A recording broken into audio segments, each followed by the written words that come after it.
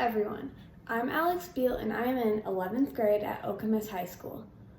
When I was in elementary school, I went to Cornell. Today, you'll be learning how to make the perfect peanut butter and jelly sandwich. Step 1, wash your hands. You never want dirty hands when you're cooking anything. Next up, get out your ingredients and materials. For this recipe, you'll need a plate, a plastic knife, bread, peanut butter, and jelly. Now time to make the PB&J. First, you're going to take 2 pieces of bread. After that, now make sure you have parent supervision or parent help for this next part, because it involves a knife. You are going to take your peanut butter and spread it as much as you want or as little as you want all over the first piece of bread.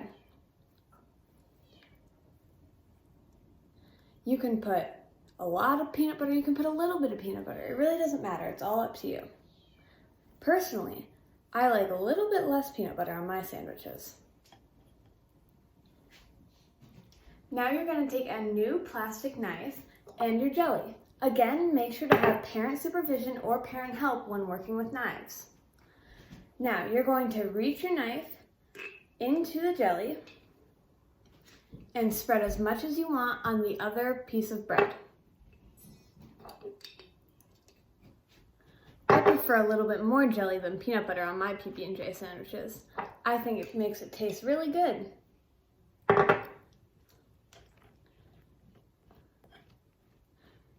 So after you spread all of that on there, make sure you get every corner of the bread.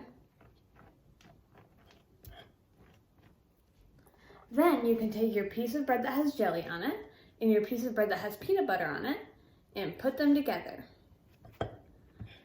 Now, you can either stop here or you can cut it in half. So take your knife and gently cut the peanut butter and jelly in half. And there you go. That's how you make a perfect peanut butter and jelly sandwich.